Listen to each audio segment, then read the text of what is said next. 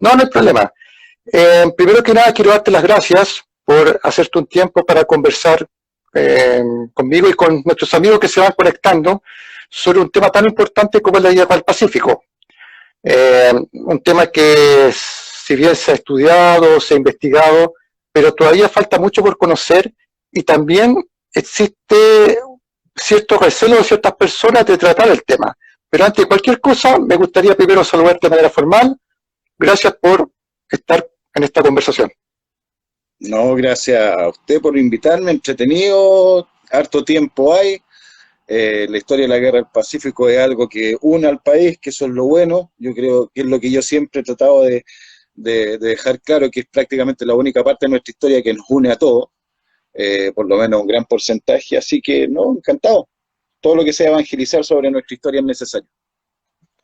Antes que nada, estimado Mauricio, me gustaría que nuestros amigos te puedan conocer un poco. Yo antes de iniciar la transmisión formal te contaba un poco que tú tienes muchos años de experiencia en investigar sobre este hecho y que además tú tienes la cualidad de que has difundido mucho las redes sociales sobre el tema.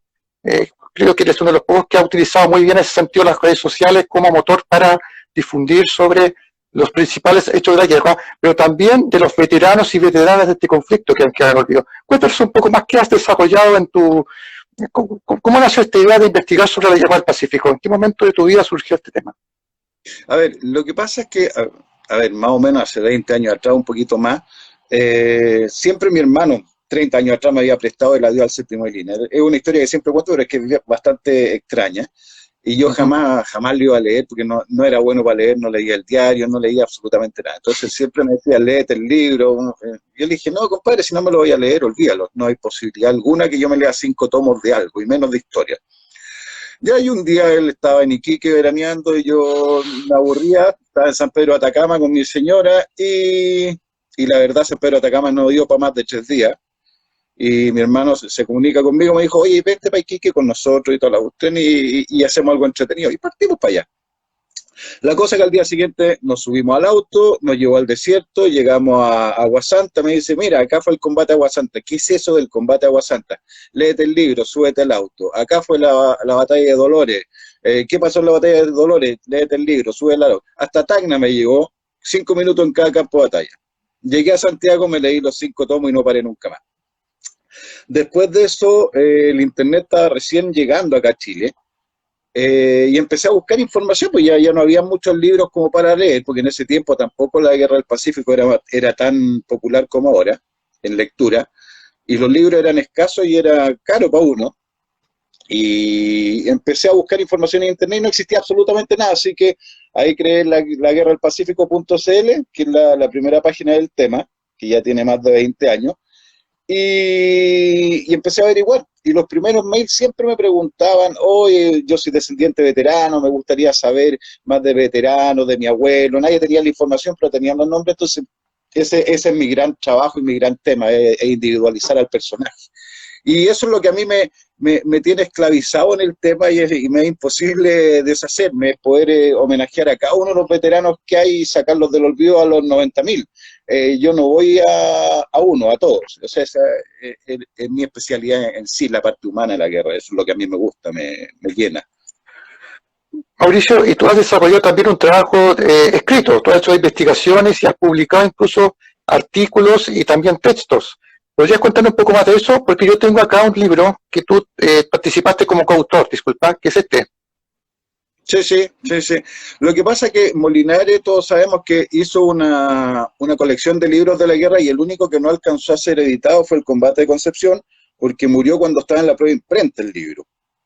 Pero ya lo había publicado en el Diario Ilustrado años atrás de eso, por facsimilar, por artículo. Así que empecé a buscarlo hasta que los encontré todos, los transcribí en la Biblioteca Nacional y los sacamos para disposición de toda la gente, que era Sí, como... voy a mostrarlo un poco más de cerca para que lo conozcan. Combate a la Concepción. Esto fue un regalo de Navidad, no me acuerdo de qué año, pero me lo obsequiaron, porque también me ha interesado este combate de la Concepción. Es un libro muy entretenido porque él recibe cartas de muy buena fuente de los primeros oficiales que subieron a Concepción después de terminado el combate. Entonces, información principalmente de primera fuente. Entonces, eso es lo bueno que tiene ese libro. Mauricio, y como te comenté antes en la pregunta, tú has publicado también algunos artículos. No sé si puedes contar un poco más de eso, sobre la Guerra del Pacífico. A ver, he publicado artículos para revistas españolas, Ristre, que es una revista sobre historia de España y historia latinoamericana, historia bélica, y algunos artículos para internet principalmente, bueno, aparte de otros libros que he sacado de los 140 héroes, que son biografías de personajes desconocidos, pero hay otro libro que hice con Mellafe de anécdota, otro de la Guerra del Pacífico en imágenes, relato y testimonio, que es toda la guerra en un solo tomo, que es el único libro que tiene toda la guerra completa en un solo tomo. Y bueno, pero el libro que más me gusta es Los que no volvieron, los muertos en la Guerra Mm. del Pacífico, es un homenaje a todos los que murieron en la guerra, de todas las causas, salen los nombres de absolutamente todo y sale la historia de la mayoría. Entonces es un libro más homenaje y estadísticas que no se había hecho, porque hasta el día de hoy siempre se hablaba de un porcentaje de muertos o se tiraban cifras al azar, que es lo que se repetía en los tiempos, pero este libro ya uno les dice cuántos son los muertos exactos. Me puedo equivocar en 5 o 6, pero más que eso no hay diferencia.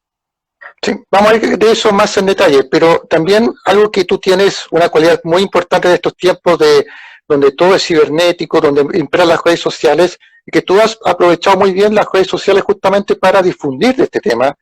Y cuenta un poco en qué momento surgió, aparte de publicar, de utilizar las redes sociales como motor de difusión de la Guerra del Pacífico, los veteranos. ¿En qué momento surgió aquello?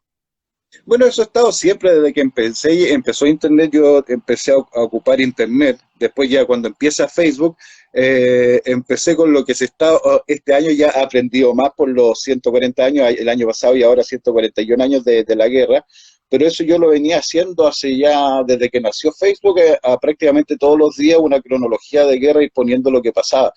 Después de eso, ya cuando vi que había más gente que empezó a hacer lo mismo, empecé a publicar otros ya más datos de personajes, documentación. Suponte este mes estoy haciendo lo que es el asalto y toma del Morro de Arica, los personajes de Arica, los partes, relatos, anécdotas.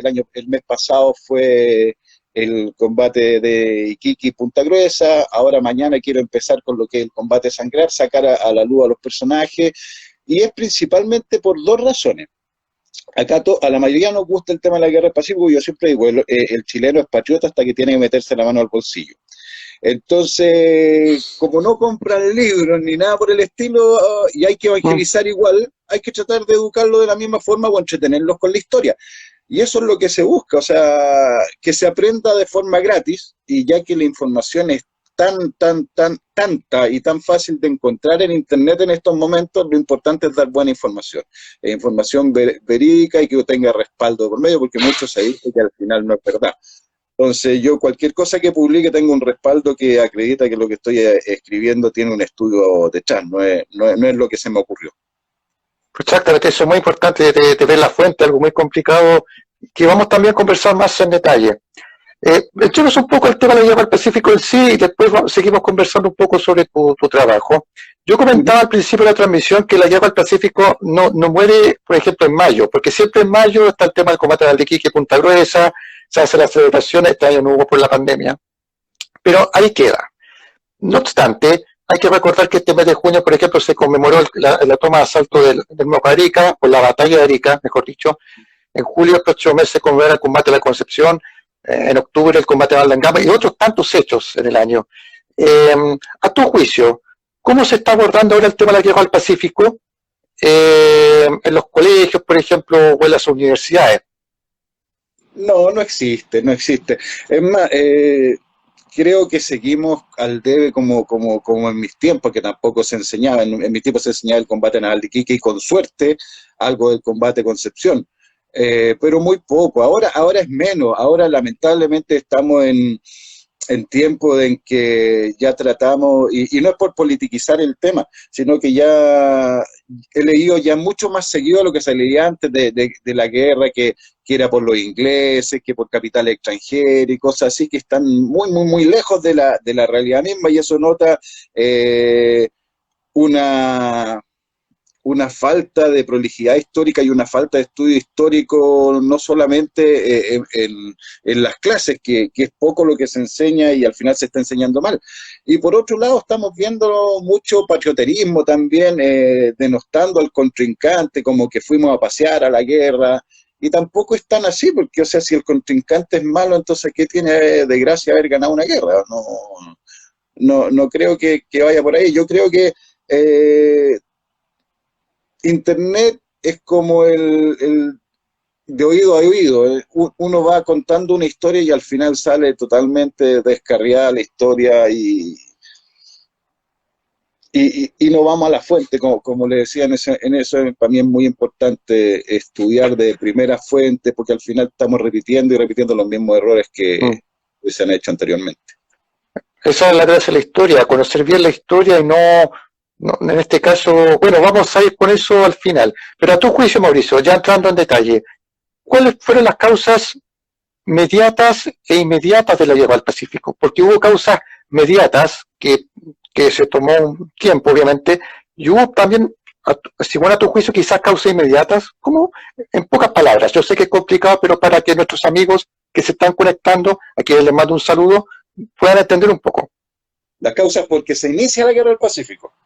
Sí, ¿Esa? así, sí, Bueno, si me preguntan a mí, las causas legales, las que nos han contado toda la vida, es la violación del Tratado de 1874 por parte de Bolivia, al aumentar los impuestos a la empresa salitrera de Antofagasta y de ferrocarril de Antofagasta. Ese es como lo que gatilla todo eso, pero si nos vamos un poquito más atrás, yo creo que fue hostigamiento de Perú para que se creara un conflicto entre Chile y Bolivia, unir a Argentina y que Chile no se atreviera a meterse en una guerra y que Perú al final se quedara con el monopolio del salitre mundial. claro, hay que recordar que estamos hablando a mediados del siglo XIX, cuando la situación limítrofe está bastante complicada. No Sí. solamente me refiero a Bolivia, Perú, obviamente, sino que a Argentina especialmente, que de hecho había una situación bastante complicada entre Chile y Argentina. Tanto así, y corrígeme si me equivoco, de que el presidente Errázuriz tuvo que traer a media máquina los blindados Cochrane y Blanco Encalada para disuadir a Argentina de una tentativa armada, ¿cierto?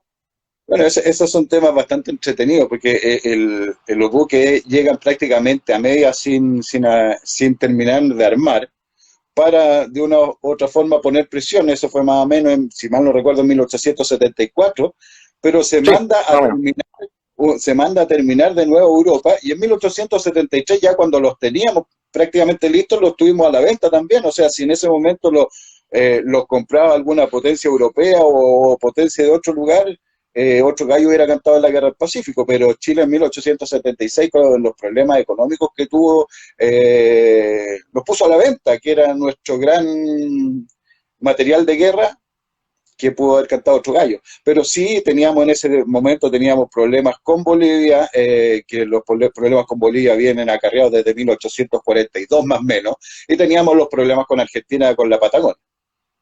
Sí, cuéntanos un poco más sobre lo que tú mencionaste con Bolivia, porque muchas personas piensan que lo que de la guerra al Pacífico partió justamente, no sé, en el mismo año. Tú mencionaste el año 1842. ¿Puedes contarnos un poco más por qué habían problemas con Bolivia en Mira, ese entonces? hay que más o menos irse a los tiempos que cuando toda la República o los países de Latinoamérica se liberan del yugo español, se mantiene el utis possidetis, que es mantener los mismos límites que estaban en los tiempos que los españoles nos gobernaban.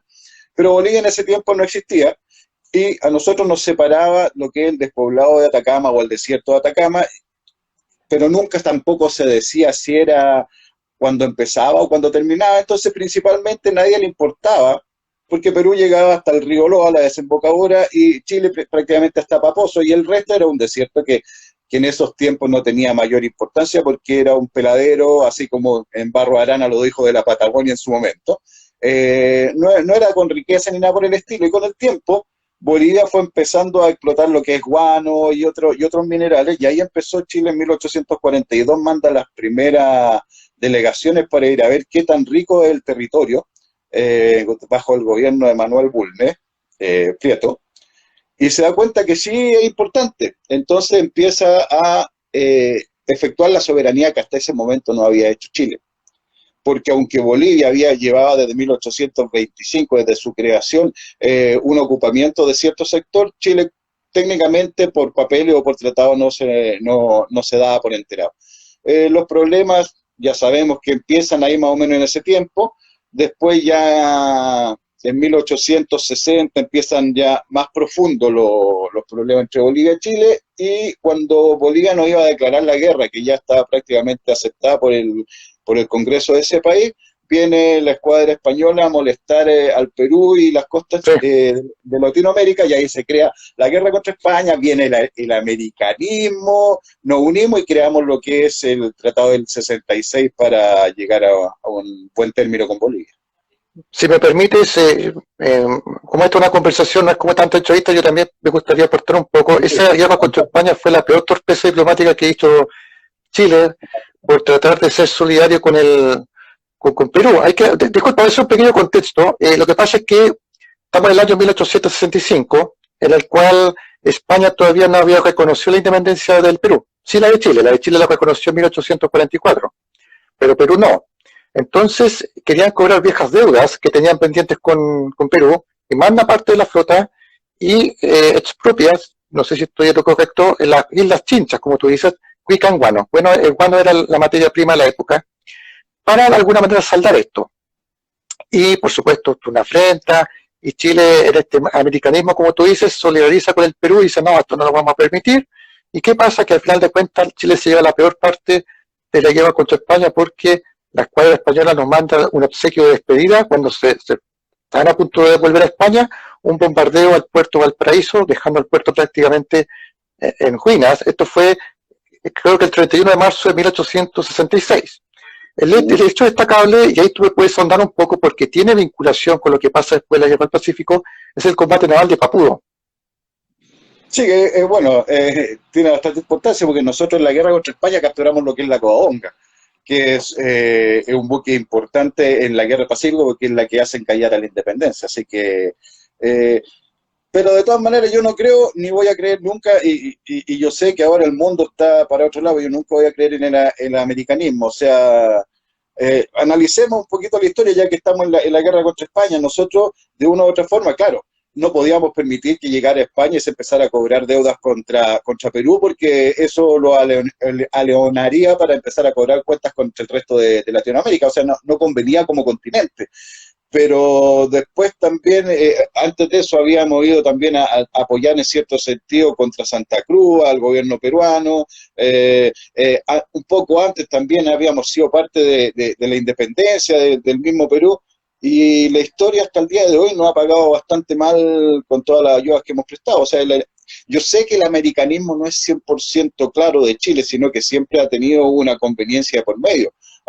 Algo que no ha servido. Sí, eso que tampoco seamos el padre Hurtado lo tengo súper claro. Pero yo creo que llega el momento que tenemos que preocuparnos de nosotros, porque también los tratados del 66 y del 74 con Bolivia también dejó súper claro que estábamos pensando más en la tranquilidad del resto que en la nuestra. Bueno, y claro, para un poco redondear esta idea del combate naval de Papudo, para quienes no sepan, porque aquí se están conectando otras amigas y amigos a quienes los saludamos, fue en ese combate donde mantuvo su bautismo de fuego Arturo Prat. Ahí está la corbeta Esmeralda, que había sido construida en Inglaterra en 1856, y que ahí Prat tuvo su bautismo de fuego con el curso de los héroes, ya que muchos participarían en la guerra del Pacífico. Como tú decías, ahí se capturó la entonces goleta española Covadonga, los cañonazos incluso se escuchaban hasta en Valparaíso, y el almirante Pareja, que estaba al mando de la flota española, se entera de esta noticia y tanta vergüenza le dio que se suicida. Y posteriormente, lo que había comentado antes, nos dejan como obsequio de despedida este bombardeo al paraíso. ¿Ya? Y con eso se termina en la práctica a mi juicio, insisto, uno de los peores desaciertos más graves que ha tenido la diplomacia chilena. Por tratar de ser solidario, al final terminamos pagando muy caro. Bien, avancemos un poco más en el tiempo. Llegamos a la década de 1870 del siglo XIX, una década muy importante porque, como conversamos antes, se está dando esta situación compleja a nivel limítrofe. ¿Qué nos puedes contar más en detalle sobre ello? ¿Problemas con Argentina? ¿Problemas pues, con Bolivia? Bueno, ya avanzado el 70 teníamos problemas con la Patagonia. Recordemos que Diego Almeida, un ingeniero del Estado Mayor chileno, estaba junto a Arturo Prat, aunque en lugares distintos en Argentina y, si mal no recuerdo, en Uruguay, con una labor de espionaje principalmente para saber si se estaba preparando o no la Argentina para tener nosotros un conflicto con ellos. Y no se veía venir un conflicto mayormente contra Bolivia porque el Tratado del 74 sellaba todos los problemas, pero recordemos que el 73, con Dios ya, ellos estaban firmando otro tratado a espaldas nuestras mientras negociaban con nosotros liberarse de una deuda que en cierto sentido nos tenía. Pues, a ver, para contextualizar, en 1866 se firma un tratado de medianía que nosotros quedaríamos en el paralelo 24, sería el límite, y entre el 23 y el 25 lo que se ganara se dividiría entre los dos países. Disculpa, tengo un mapa acá, tengo un mapa gigante de Chile. Vamos a aprovechar si resulta este invento. Bueno, no sé si pueden ver, lo que pasa es que se ve la pantalla inversa seguramente ustedes, pero voy a tratar de hacerlo más claro. Este es el paralelo 23. Aquí está Antofagasta, no sé si pueden ver bien. Acá está el 24 y aquí está el 25. No sé si pueden ver, pero estoy tratando de ser didáctico. Bueno, en ese sector, todo lo que sale, los impuestos, todo lo que se vendiera se iba a dividir en parte igual entre Chile y Bolivia. Y las autoridades que manejarían toda esa plata eran las autoridades bolivianas que al final nunca le pasaron lo correspondiente a Chile. Entonces volvieron a ver los problemas después del Tratado del 66, por lo cual para evitar problemas ya Chile dice, ya saben que vamos a terminar con esto y vamos a hacer otro tratado. Y en el 74 se firma un tratado que dice que todo eso, esa plata ya no es para nosotros, en grandes rasgos. Ya, o sea, quédate con la plata, no nos pagues nada, pero no le sube los impuestos a ninguna empresa chilena durante el periodo de 25 años. Era así de simple, nosotros estábamos dejando de lado bastante riqueza. Recordamos que en todo ese territorio, aparte del salitre, guano, habían ya minerales de plata en Caracol, entonces estamos hablando de harta plata. Chile estaba regalando bastante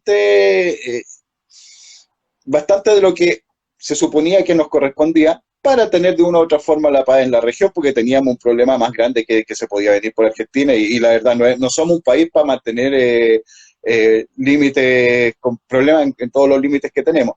Y mientras eso, bueno, ya es más o menos lo que conversamos al principio, se estaba tramando un tratado entre Perú y Bolivia, en el cual trataban de que entrara Argentina también, supuestamente defensivo contra otra potencia. Lo más cómico es que la única potencia que no estaba invitada era Chile, así que ya sabemos contra quién era. Entonces, de una u otra forma, se estaban preparando para tener problemas con Chile. Y yo siempre he dicho, o sea, si nosotros perdemos la guerra del Pacífico, estaríamos desde Coquimbo a Talca. Claro, básicamente acá en el mapa tendría que empezar acá, porque toda esta zona no sería chilena, justamente, porque eso es Chile hoy. Para que nuestros amigos se entiendan, por eso estoy tratando de mostrar. Cuéntanos un poco, Mauricio, ¿cómo era la situación de Chile, de Perú y Bolivia para 1879, cuando estalla la guerra del Pacífico? La situación me refiero a militar, por ejemplo, ¿cómo estaban nuestras fuerzas en proporción? ¿Cómo estaba la formación?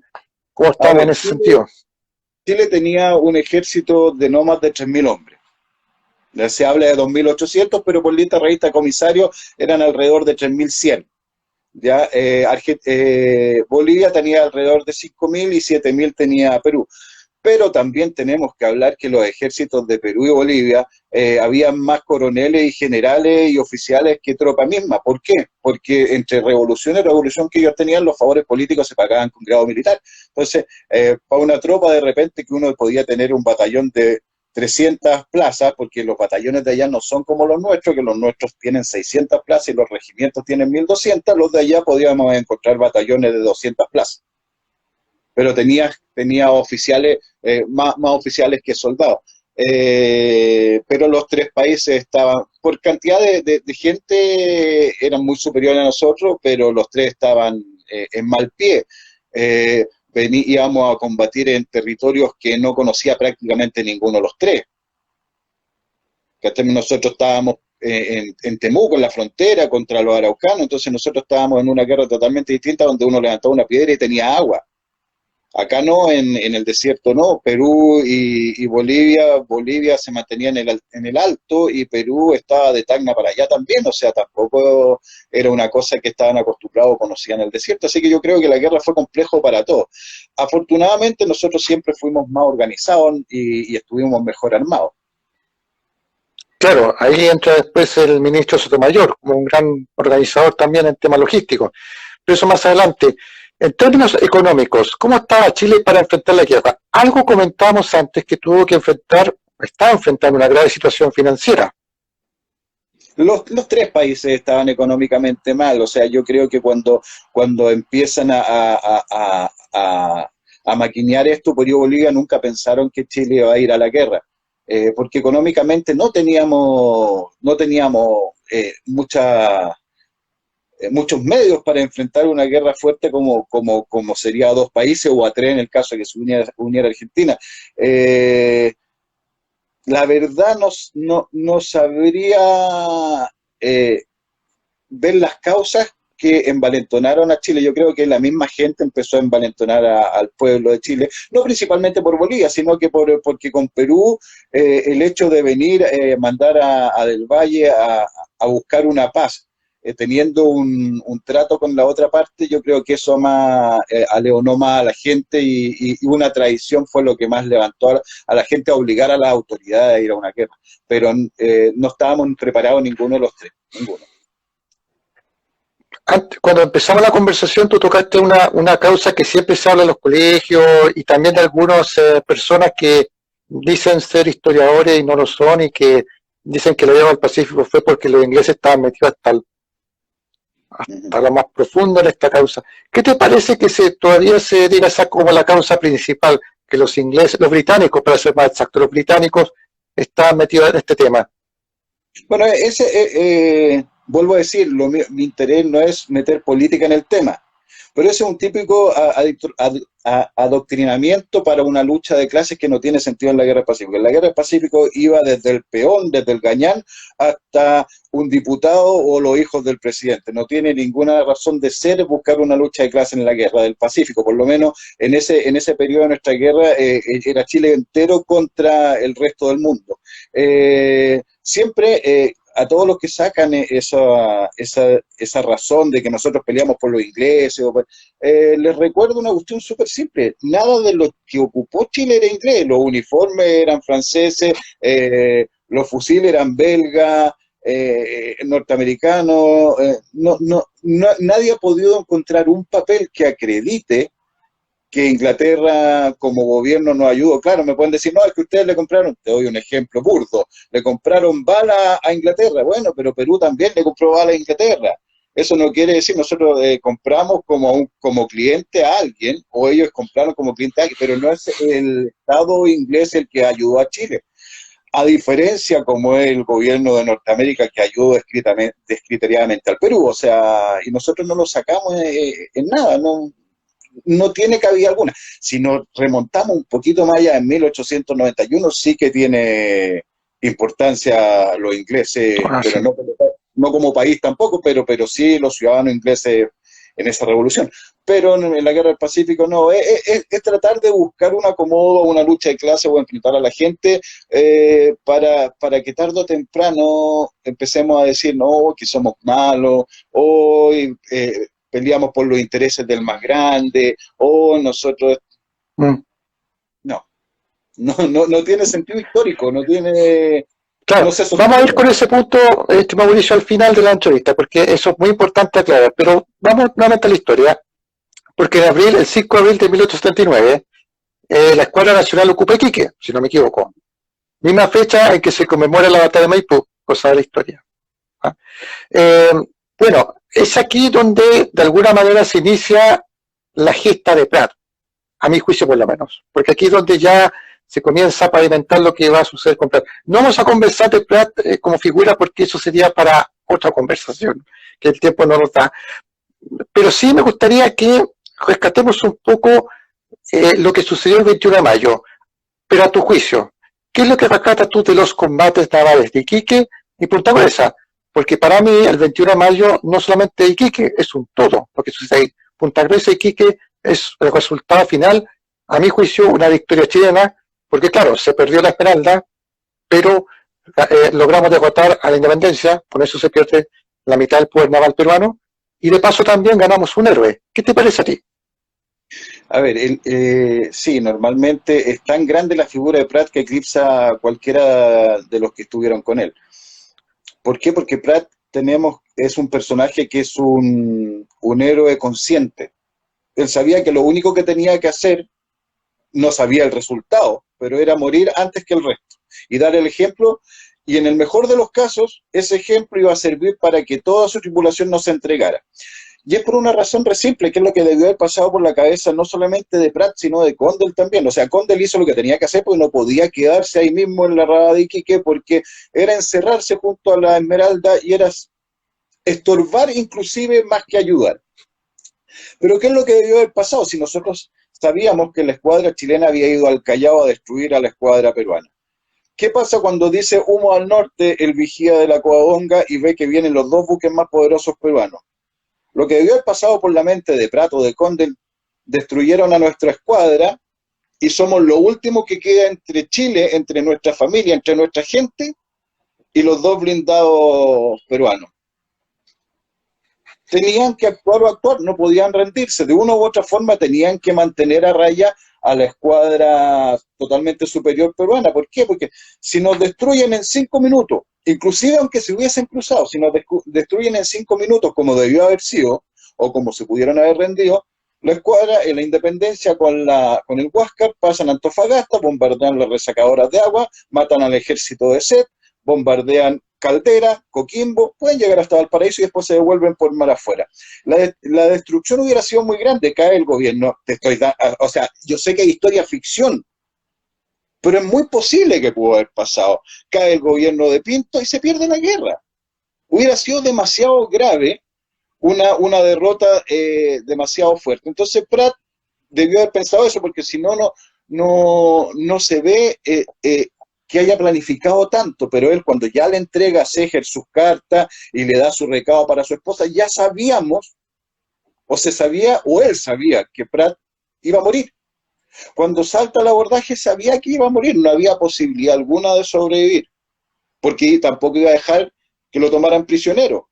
Y era la forma de dar el ejemplo para que su tripulación actuara de la misma forma. ¿Y qué fue lo que pasó? Se arriesgó a que esto no ocurriera. Pero ahí Pratt, todo se debe a Pratt en esa parte. Pero lo que logra Condell, que es destruir al mejor buque peruano, porque la Independencia era muy superior al Huáscar, puede ser, mira, Vicuña Maquena siempre decía la huida heroica, puede tener parte de eso, pero fue inteligente, como comandante él podía tomar la decisión de no cumplir la orden de Pratt, que seguir sus aguas y tomar una determinación propia en pleno combate. Él hizo lo que creía correcto y le resultó. Y creo que en cierto sentido es una de las pocas cosas en que he estado de acuerdo con Encina, que a mí no me gusta Encina, pero dice que la guerra se gana en Iquique y el resto fue solamente derramamiento de sangre. No creo que sea así al 100%, pero sí creo que con el primer combo que se pega en Iquique, para Chile fue bastante importante para el resto de lo que vendría en la guerra. Claro, y siempre está en la memoria colectiva la gesta de Prat, lo que pasó en Iquique, pero queda eclipsado lo de Punta Gruesa, que para mí es un ejemplo de inteligencia, como tú dices, de una perfecta estrategia que implementó Condell para capturar a este verdadero coloso. Es una lástima en todo caso que siempre queda atrás. Siempre en Chile conmemoramos las victorias morales, que está bien, pero no conmemoramos mucho las victorias que fueron propiamente tal. Pero bueno, esa es otra historia. Lo de Iquique sirvió también como un envío anímico, ¿no es cierto?, a la población, que está un poco igual indecisa en participar de la guerra, pero que al final la gesta de Prat y de toda la tripulación de la Esmeralda, que eso es importante destacar, no solamente de Prat, permitió entonces un nuevo aire en este conflicto. Bueno, pero es que hay que analizar, o sea, Pratt murió al principio del combate prácticamente. La tripulación se pudo haber rendido perfectamente. y nadie pudo haberlo juzgado. O sea, el combate, como Prat dijo, era desigual, totalmente desigual, así que nadie los pudo haber juzgado, pero actuaron de distintas formas. Entonces, la gesta de Iquique obviamente marca un antes y un después de cualquier cosa en la historia de Chile. O sea, el mismo Prat, no creo que exista en Chile ni vaya a existir un héroe más grande que Prat en nuestra historia, y no es porque nosotros lo levantemos, sino que lo que él hizo, lo que él representa va más allá que de cualquier otra cosa, y no es porque sea de la Guerra del Pacífico o porque yo sea el hincha número uno, pero creo que cambió todo. O sea, recordemos ahora, claro, nosotros nos demoramos 2 horas y cuarto en llegar en avión a Iquique, pero Iquique, Antofagasta, era muy lejos de Chile, y eran lugares que no, para la gente común y corriente que estaba en el sector sur o en el sector central de nuestro país, era muy lejos, era muy, estaban, a ver, ¿cómo decir? No existía para Chile, o sea, la guerra era indiferente, eran territorios que jamás iban a conocer y que daba lo mismo, pero ya cuando estalla el combate naval de Iquique, cuando llegan las primeras noticias y empiezan los mítines en las plazas, donde empiezan a levantar en su primer momento, aunque poco se conoce, empezaron a levantar la memoria de Thompson, que había mandado a explotar la Santa Bárbara, porque recordemos que Manuel Thompson era el comandante de la Esmeralda cuando salieron de acá, y después fue cambiado, se fue al norte, entonces todos pensaban que había sido Thompson, y nadie conocía a Pratt, porque Pratt era un marino letrado, de los pocos marinos letrados que existían. Entonces, cambió toda la percepción de la guerra, yo creo que la hizo más personal. De alguna manera, Arturo Prat, como he dicho en otra instancia, representaba al chilena de la clase media, que lo de Prat marca un quiebre, por ejemplo, con las figuras de O'Higgins y Carrera. Esto es una opinión. Porque Carrera venía de una familia de Abolengo, una familia aristocrática, José Miguel y sus hermanos. Y Bernardo O'Higgins también, bueno, O'Higgins, hijo natural de Ambrosio, pero al fin y al cabo él tenía una buena situación económica, pudo estudiar en Perú, después se fue a Gran Bretaña a estudiar nuevamente, etcétera. Pero Pratt siempre la tuvo difícil en su vida. Nació en una familia de clase media, con problemas económicos, sus padres tenían un negocio en Santiago, tengo entendido estaba en calle Estado, frente a la Plaza de Armas, ¿cierto? Y se quemó ese negocio. ¿Ya? Después se tiene que trasladar acá a Ningüe, región de Ñuble. No sé si ha ido a Ningüe. ¿Conocen Ningüe? Sí, por supuesto. La hacienda, bonito. Es un bonito lugar.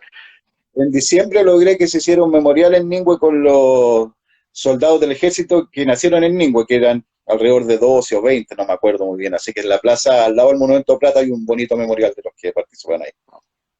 Qué buen dato, y te felicito por eso, de verdad. ¿En qué iba? Ya después ingresa a la Escuela Naval por una beca que le entregó el presidente Manuel Montt. Tuvo problemas físicos, tengo entendido también, tuvo que ponerse a punto para poder estar a la par de sus compañeros, etcétera. Tuvo muchos problemas en la vida. Entonces, yo me pregunto, y compartirás conmigo quizá esta reflexión, si acaso el 21 de mayo fue la consolidación de la vida de un héroe, o acaso ese mismo día nace la figura del héroe de Prat. Prat no existía. Prat no existía ni siquiera para sus compañeros. Recordemos que Prat, era una persona de las que necesitamos en este momento, era de las personas que, aparte de su carrera naval, que se la tomaba muy en serio, él hacía clases gratuitas a la gente de bajos recursos en sus tiempos libres. Él era un hombre amante de su familia, de su esposa. No era farrero, como se podría decir en ese momento, era una persona que, aunque han querido sacarle muchas cosas hasta el día de hoy, nada más lo han podido sacar. Era un tipo bueno, inteligente, capaz, y que el 21 de mayo, no sé si lo habrá planificado, no creo, yo creo que fue lo que pensó en su momento, porque es un personaje que antes del 21 no se sabe mucho de él, o sea, aparte de su calidad como ser humano. Pero la decisión que tomó, dejando lo más importante de su vida, que era Carmela con sus 2 hijos, totalmente desamparados, porque que cuando uno muere, normalmente su familia queda desamparada, porque el Estado, para que andamos con cosas, el Estado, mientras haya efervescencia, ayuda, pero ya después se olvidaron todo.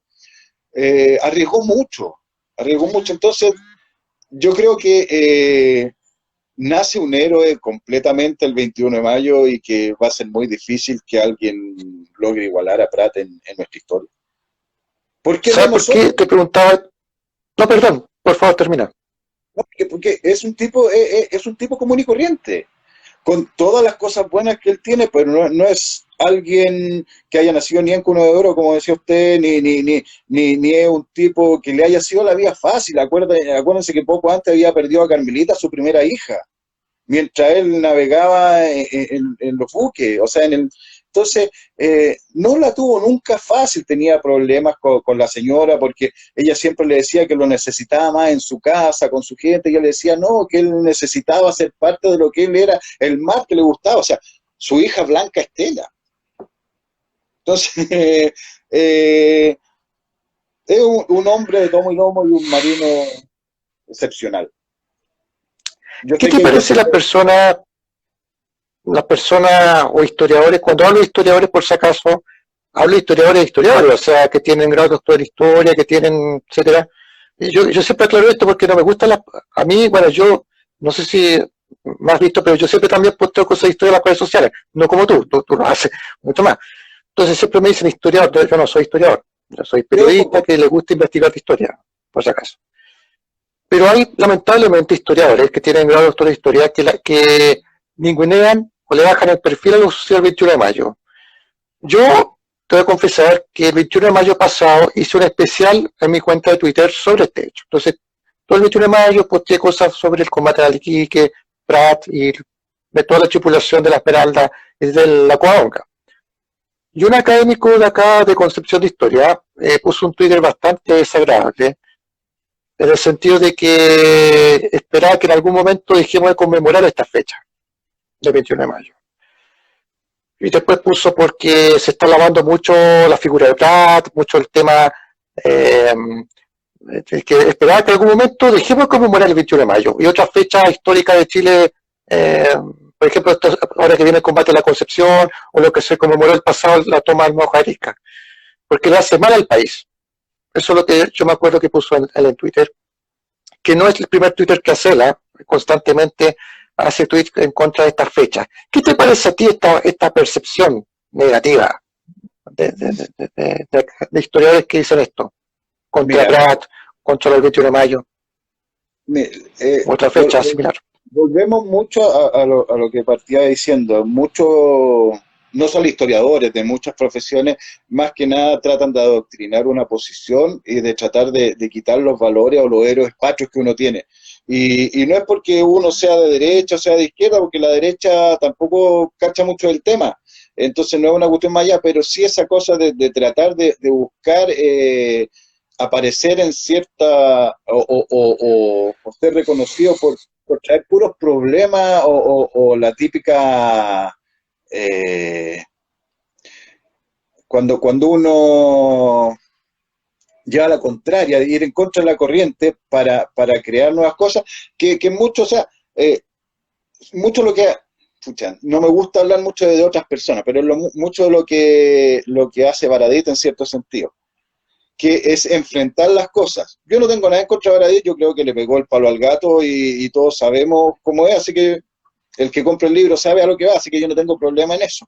Pero cuando uno va a enfrentar la cosa o lo políticamente que se conoce o tratar de ir a lo incorrecto para de una u otra forma votar lo establecido, obviamente va a llamar la atención.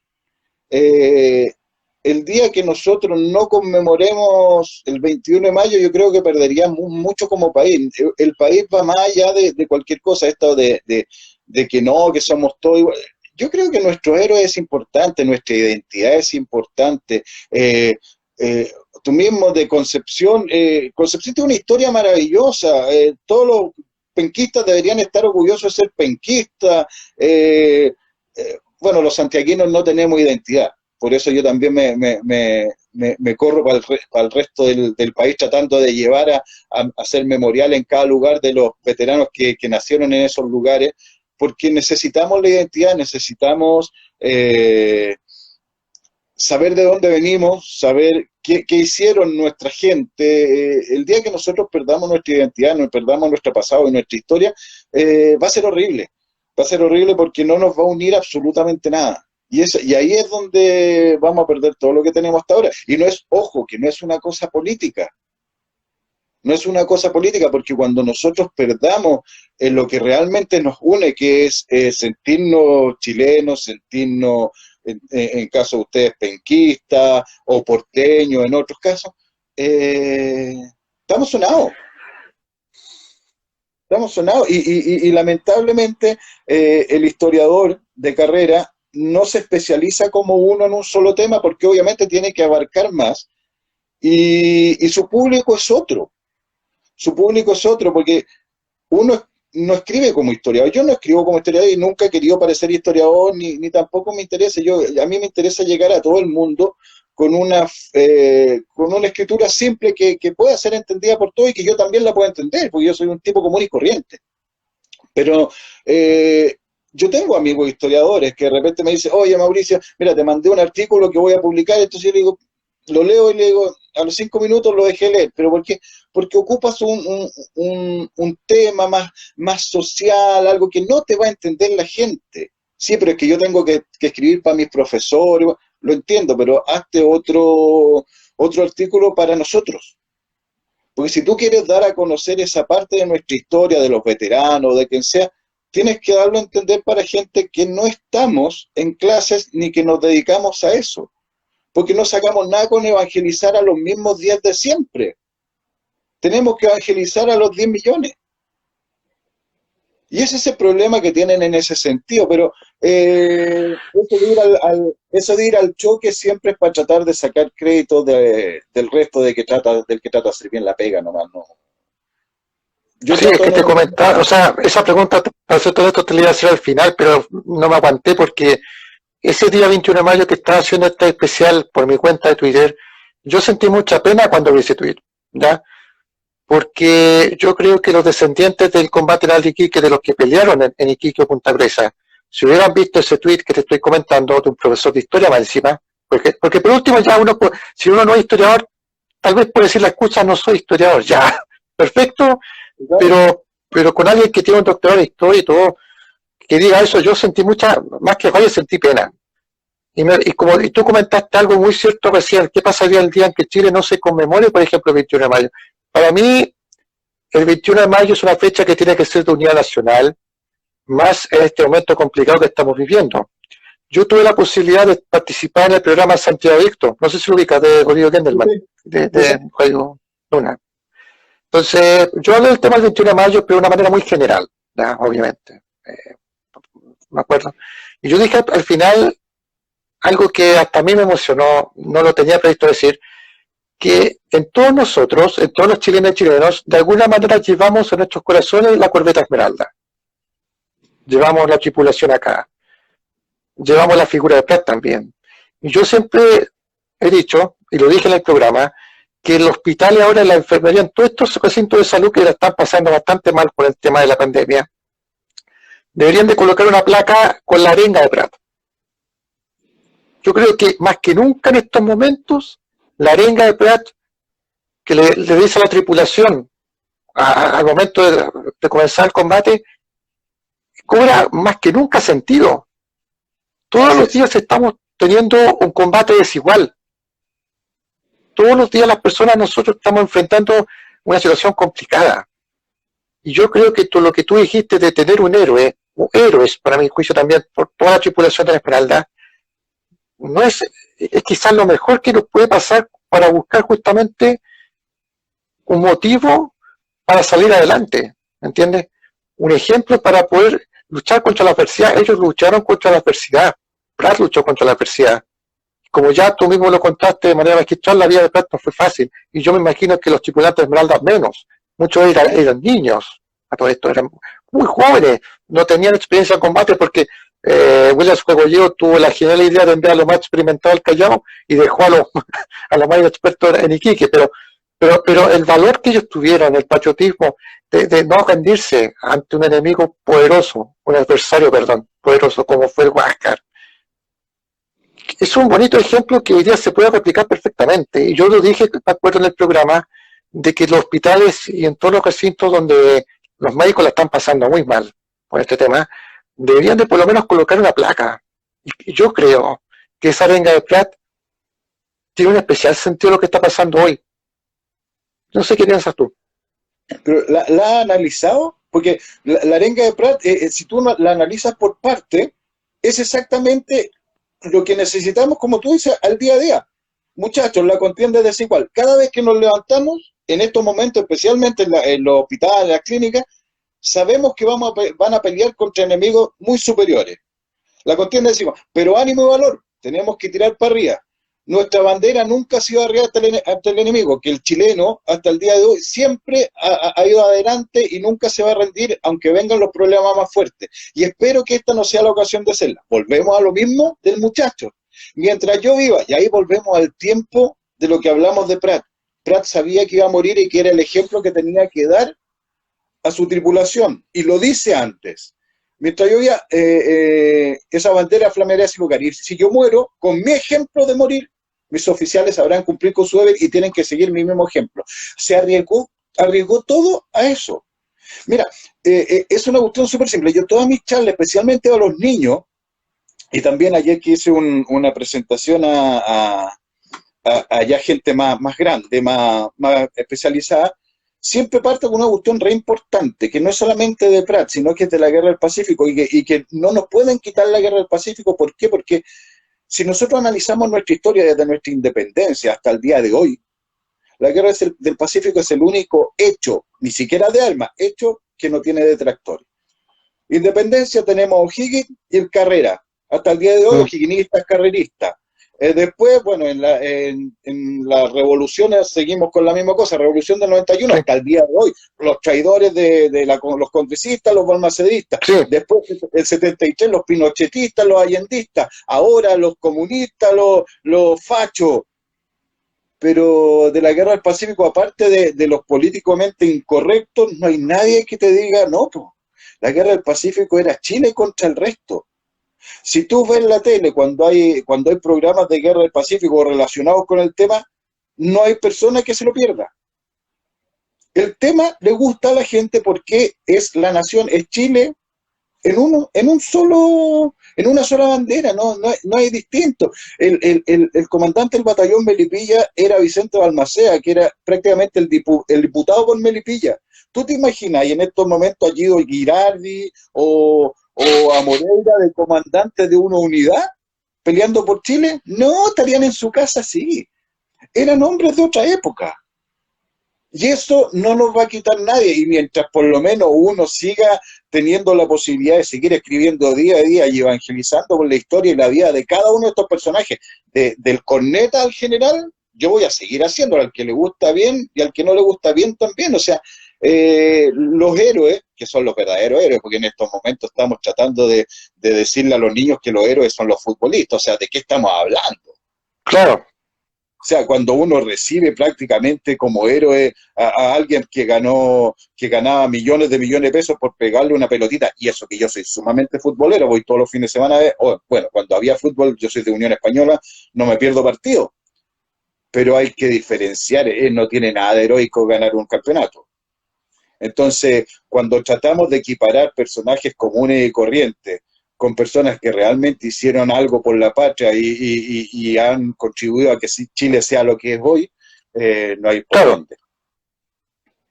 Lo que pasa es que, como te decía yo, bueno, hace tiempo yo también tengo redes sociales y posteo cosas de historia, pero de diversos hechos, ¿me entiendes? Y acá en Concepción, yo siempre, esto voy a hacer un paréntesis en el tema. Resulta que yo hace mucho tiempo estoy luchando para que se reconozca a Concepción como la capital de la independencia, ¿ya? Porque aquí Bernardo O'Higgins firmó la primera declaración de la independencia el 1 de enero de 1818. No sé si sabe un poco el tema, voy a hacer un pequeño contexto para que entiendan lo que se están conectando. Siempre se me ha contado que quedan 26 segundos. Voy a tener que hacer un corte y voy a volver a transmitir unos segundos más, ¿ya? Porque ahí Instagram me está avisando que tengo que cortar. Corto, vuelvo a estar en vivo y vuelves a enviarme solicitud. ¿Te parece? Perfecto. Gracias. Voy a cortar y volveré a conectarme.